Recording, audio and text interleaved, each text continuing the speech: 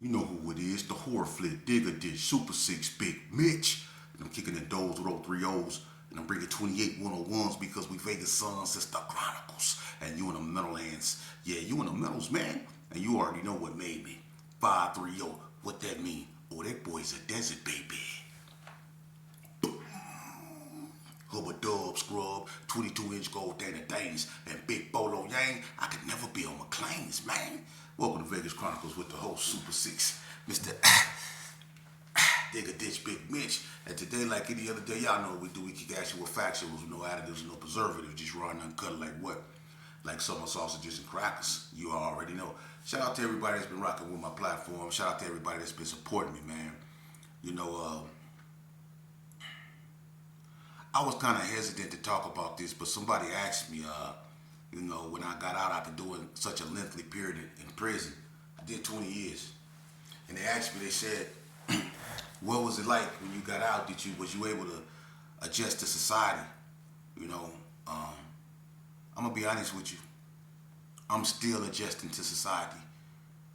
You know, after doing 20 years and going up in that at such a young age, you know, that I grew up in prison, you know? So to be put back out here in society and to be expected to just fall in line with what's going on out here, man, nah. When I first got out, man, I'm gonna be honest with you, man, I had animosity, I was bitter, I felt like people owed me. I got into it with my so-called homeboys, you know what I mean? Because I felt they owed me something. I felt that, you know, when I was in prison watching other people go home, I felt that when they got out and they were sending pictures up through, you know, the penitentiary system and them partying, throwing mansion parties, being out on the strip and stuff like that, I figured when I got out, I expected a carriage ride, all kind of stuff, you know what I mean? All kind of stuff, you know, being a reputable that I was, you know what I mean? But, you know, harsh reality had to set in, man, you know, and I had a rude awakening, man. When I got out after doing that, you know, long over time in prison, man, people didn't see it that way. And there wasn't no lavish parties. People wasn't breaking their neck to come see me. People wasn't, you know, doing all the things I thought they should do. You know? And there was a few that looked out real tough. Didn't waste no time. But for the most part, it was the exact opposite of what I expected. The Gershon was gone. Carry Arms was desolate. It was empty. It was being used as a training place for the police and stuff like that. It was just everything was gone, man. The little Carry Arms was gone. You know, everything was gone.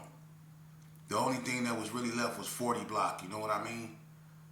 So it was hard for me to wrap my mind around the scenery, but at the same time, it was hard for me to wrap my mind around the fact that it was a bunch of people that was gone. I knew they were gone when I was in prison, but to actually get out and feel the void that they left, you know, to actually be out for the first time in my life and not have bread there to greet me, you know, and a whole bunch more, Big Nice, a whole bunch, Alwac, you know, those dudes was close to me, man, and they were gone. They were long gone, man, you know. So I'm gonna be honest with you. It was hard for me when I got out, man. I got to tripping, man. You know, I should have sought therapy because I've been through so much. You know what a person that done 20 years in prison we go through, what we see, huh? Let me explain something to y'all, man. Because this is crazy, man. I don't understand how a society, especially a race of people, our people, can be so naive, man. How y'all look? I'm not finna get to preaching to you or nothing because there's a lot of people that been to prison and they know I'm not lying about what I'm about to say. When you go up in there, and I went up in there at a young age, in prison, to you youngsters out here who think disrespecting your parents is cool, who think that being out at night taking people cars and try to take what little people have, running up in people's houses, you know, y'all don't even care about the elderly no more. Y'all attack them. It was certain things my era didn't do. I told y'all that, but let me tell you something. When you go to prison and you go, a real prison, not one of these camp happies, but when you go to a real prison and you up in there and you sitting up in that cell and they feeding you through a slot, especially, let me tell you something, when you first get there, you gonna go through what's known as the fish tank. Okay? And in the fish tank, they don't even give you shower shoes, but they give you sack lunches. And you gonna realize that you gonna have to take the bags from them sack lunches, the bags that they put your sandwiches in and give them to you. Because they don't give you no shower shoes. They give you one pair of shoes, and that's the shoes you wear on the yard. That's the shoes you wear to the infirmary. That's the shoes you wear to wherever you have to go if you have to leave that building. 9 times out of 10, you're not gonna leave it until you go to classification. But they give you one pair of shoes. But when they escort you to the shower, you got one or two choices. You could take those shoes off and step on that nasty floor with God knows what, you know. Or you can get in there with the shoes that they gave you, and that's gonna mess your shoes off. They gonna start to stink and they gonna fall apart. Or you can take the bags that they gave your sack lunches in, and you can wrap them around your feet. The bags that your sack lunches, and you can get in there with them. You see, you have to get in there with bags on your feet when you first get up in the shower, when you first get to the penitentiary, man. And then they call you out your room and they prod in your mouth and all of those stuff like you cattle, man. And you up in there for anywhere from 28 to 40 some days, the fish tank in the room. And it's gonna be about a week or two before your money clear, if you got any. You see? So you gonna be living off the state. Ain't nothing gonna be coming to your door but that trade. And I'm gonna tell you something.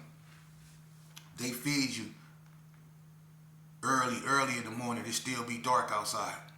And sometimes you be so hungry and all they give you is 2 boiled eggs, 2 sausages, a cake, and a little thing of grits. 2 boiled eggs, 2 little sausages, a little thing of grits, and a little piece of breakfast cake. That's what they give you. And some watered down coffee if you want it. Some watered down coffee. You see? And then when your money finally do clear and you can order commissary in High Desert State Prison, which is what a fish tank is for the South, they bring your store down in little cages. They roll these long cages down there. And then the police, they bring your bags. They don't bring them. They throw them to your door. Your commissary, they throw them to your door. The bags have your room number, your name, and all that stuff up on it. They throw that stuff to your door. And then when they get it all through to your door and stuff like that, they play soccer with your stuff, basketball with your stuff, volleyball with your stuff. You see what I'm saying? They be playing sports with our commissary. And then when they finally get it to your door, they open your flap and they open your bag up and they basically just pour all that stuff in your flap, man. They do you bad up in there, man.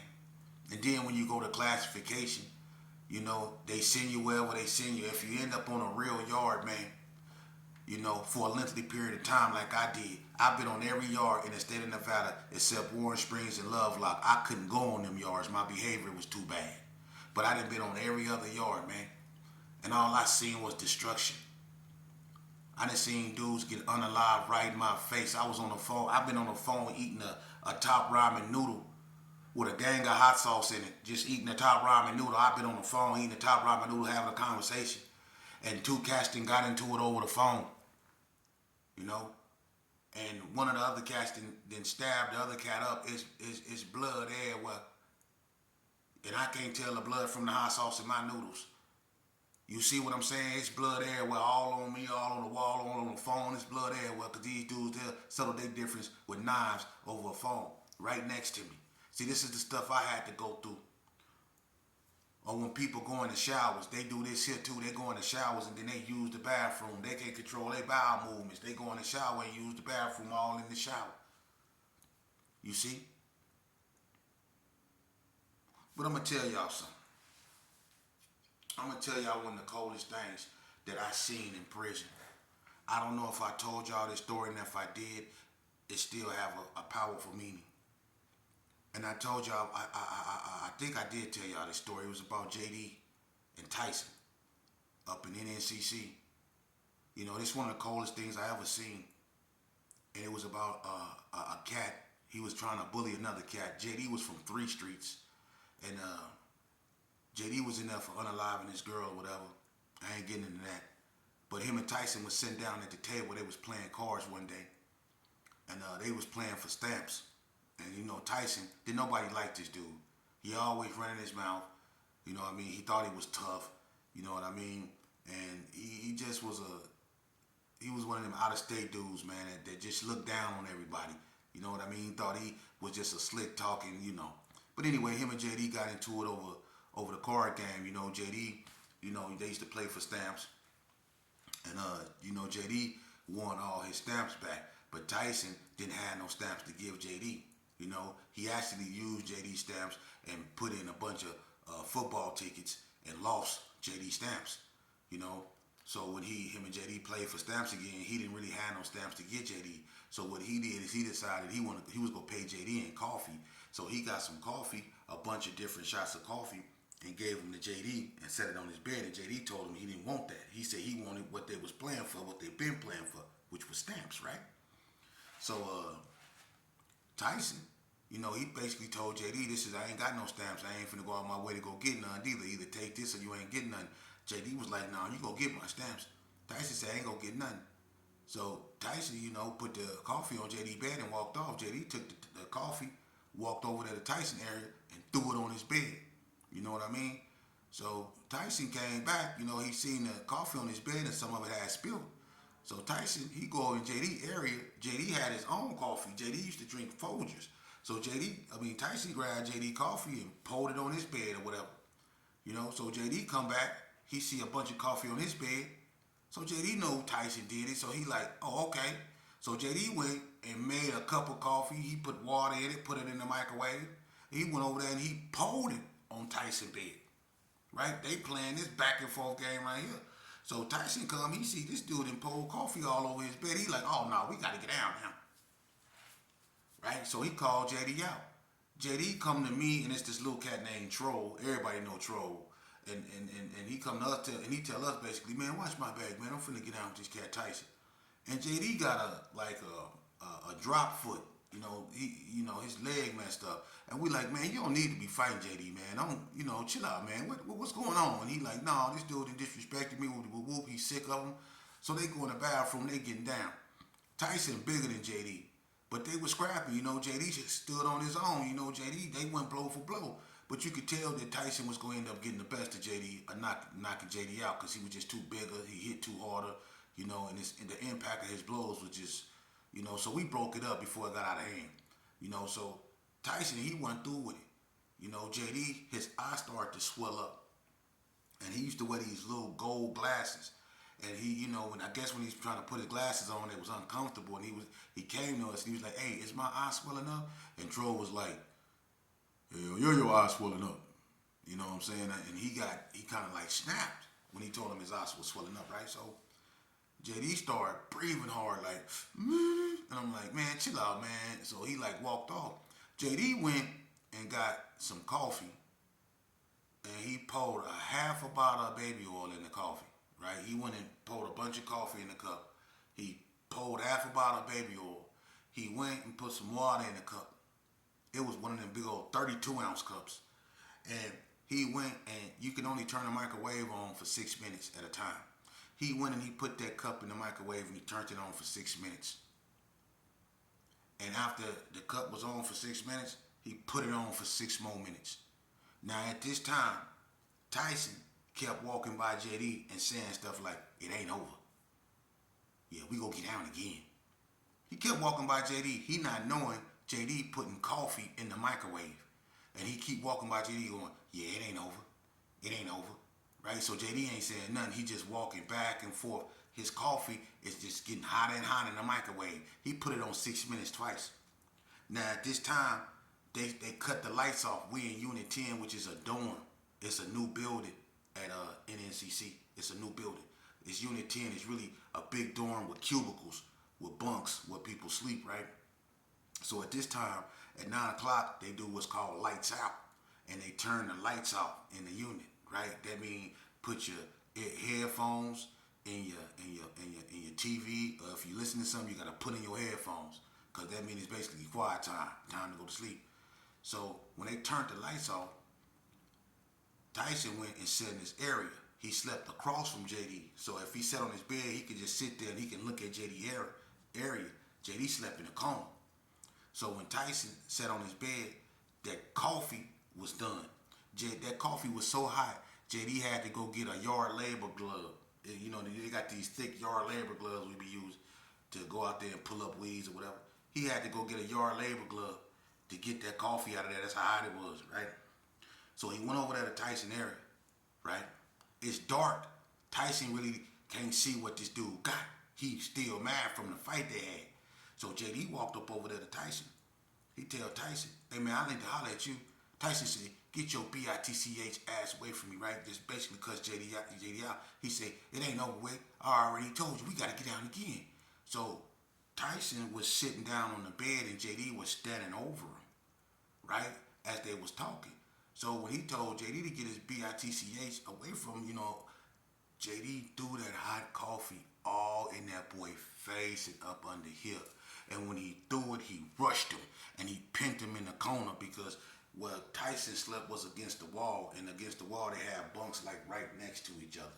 So he kind of pinned him against the wall and in between another bunk, and he just started whooping him, whooping him, whooping him. And the police heard all the commotion, so he turned the light back on, and he see him, and he get to hollering, hey, hey, knock it off, knock it off. So JD beat that boy till he got tired. He beat him till he got tired.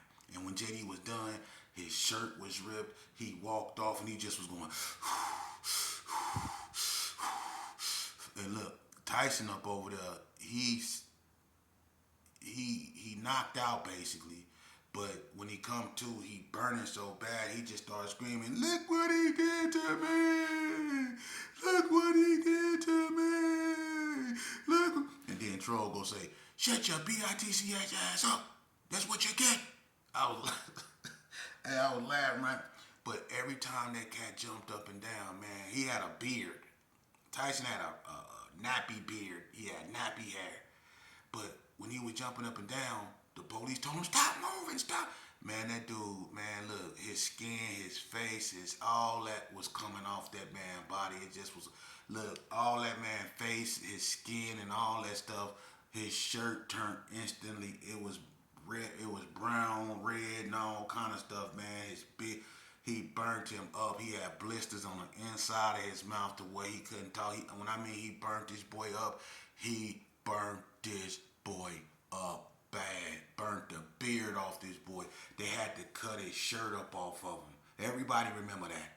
And every time, and when they cut his shirt up off, all skin, flesh, all that stuff, man, they burnt him. But that's what goes on in prison. That's what goes on in prison, man. Real spill, man. It's been dudes, man, and I can go on further than that, man. But that's the games they play in prison. You see? So imagine being in there for the time that I was up in there, and I'm seeing stuff like this on a regular basis. Dudes getting threw off the tip. You know? Dudes getting their heads split wide open with rocks. They call them earth biscuits. You see, I done seen so many things, man, in prison. When they put me back in society, you know, it was hard for me to comprehend. It was hard for me. I couldn't be in places like the Meadows. I couldn't go in other places because there was too many people moving around too freely, walking behind me and stuff like that, you know. And people wasn't really getting out my way. They was because I was a real big dude, but not in the way I was expecting them to. You know, it was different, you know, and I used to walk up to stuff like doors, and I expected them to open them up on their own because most doors that I walked toward, they just open up, but then you got some that didn't. I was up in 7-Eleven, I thought the where you get the sodas and stuff from, I thought they opened up the same way as the doors outside did, you know what I mean? You know, I was like, man, this is weird, man, you know, I was hard for me to adjust to society. You know, I thought every door just slid open by itself. You know what I mean? So I was just standing in front of the thing waiting on it to open up. You know, not noticing it's still one of them doors that you got to open up yourself. You know? And it took me a long time not to even get in the shower without my shower shoes on. You know, it was hard for me to put my clothes in the wash machine with other people's clothes without putting it in a laundry bag or something. It was weird, man. You know, and it was crazy, you know, and it was crazy, man. You know, hey, can I ask y'all a question? I'm gonna see how many of y'all ever told the truth. When a lot, I'm not talking to y'all that ain't done no time. I'm talking about the ones that done over 10 years. You ever was about to go somewhere and then start taking your clothes off because you so used to doing it before you get on a bus? Then remember when they strip search you when you get on the bus? You ever was finna go somewhere with your girl or with somebody, and then y'all was about to go and you start taking your clothes off and they ask you what you doing? Cause you so used to taking your clothes off before you get on the train that you ain't never did that. I done did that a couple times. I done had doctor's appointments and everything, and before we left out the door, I started getting naked. Hey, what you doing? I'm like, ah, man, you know what I mean? I'm about to take everything off. You know what I'm saying? Let me see your hands. Turn around. Squat and cough. Yeah, all y'all done did that. Don't act like you didn't. Yeah, in order to get on the state of Nevada bus, you go turn around and do all that for real, for real. And you go be standing next to an old Python that don't even speak English or something. You'll do all that. See, one thing about prison, it'll mess you up mentally. It did that to me. So to all you youngsters out there, man, you know I make videos sometimes, man, and I be shucking and jiving, and I be playing, but this ain't no laughing matter, man. Prison really would damage you, you know, mentally. And anyone that ever been in prison for a lengthy period of time, listen, man, I suggest you get therapy. Talk to someone, because what you've been through is not natural. Don't just keep all that inside you, man. What went on in prison is not natural, man. It's not. I done been in so many rides, man. And there's a lot of cats up out here, man. They want you to believe that they super this and they super that. Up in there, no, they wasn't. No, they wasn't. It was a lot of dudes that stood 10 toes down, but it was a bunch of dudes that folded. It was a bunch of yards. I'm not gonna put nobody on blast, but they know who they are. Of course, they know who they are, and I can put them on blast. But what for? That's not what this about, man. But it was a bunch of dudes that was tucking their tails because it was 1,000 Gershons on the yard, and everybody know that. Like at NNCC when it was 1,000 Gershons, it was a gang of dudes tucking their tails. You would have thought some of them dudes was Gershons, and they wasn't. They was just making sure they got along with the Gershon, make sure they didn't do nothing to make the Gershon mad. They was tucking their tails. They was nice as can be on the yard, man. But they out here, they doing all this here like they tough, lying, talking about what they used to do, knowing damn well they kept a kite in their room. They was up there sliding kites up on the investigators' offices, working with the investigators, getting dudes kicked off yards, putting dudes on their enemy list. They was up there doing that type of stuff, man. Let's just keep it real, man. Youngsters, stay up out of that penitentiary, man. Take y'all behind the school, man. For real, man. Enough is enough, man. And ain't nobody gonna continue to beg y'all to do something. Either you wanna do right or you go do wrong. But you go. I'm gonna tell you something. One thing you gonna learn in life. You don't gotta listen to me. You don't. You can brush me off and call me whatever you want to. Life goes on. But one thing you gonna do is you gonna make a choice. Every day you wake up, if God allow you to get up in the morning, you gonna make choices. And there's consequences to the choices you make. And it's unfortunately that a lot of you youngsters out here is losing y'all life to the choices that y'all make, man. If you want your life to change, you have to make better choices, man. Quit letting your anger and the lack of self-esteem put you in positions to where you end up facing all day in a penitentiary or you up under that goddamn grass, man. Y'all need to cut that type of behavior out. That don't make you no man. And it don't make you no gangster neither. It don't. It make you typical and it makes you a statistic. That's what it makes you. All the real gangsters is the ones that putting in them 9 to 5s. The ones that's reading their kids' report cards, that's asking their kids where you going or where you been. Them the gangsters. The ones that show up when their kids need. You see? Them the gangsters. The ones that don't need no homeboys. The ones that don't care about being around no homeboys. You see? A bunch of y'all think that being around a bunch of people validate y'all, but the wise ones of y'all know that you rather have 4 quarters than 100 pennies any day of the week. Let that marinate. You rather have 4 quarters than 100 pennies any day of the week, man. For real. But a lot of y'all get caught up in this group mentality that being in a group of people validate me because y'all looking for that family feeling because you didn't have that at home. You upset. It's understood. Or you didn't have that father figure.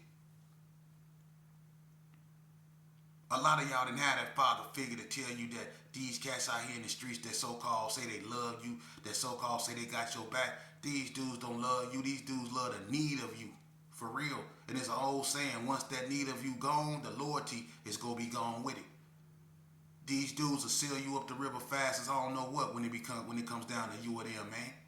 So learn to love yourself, man.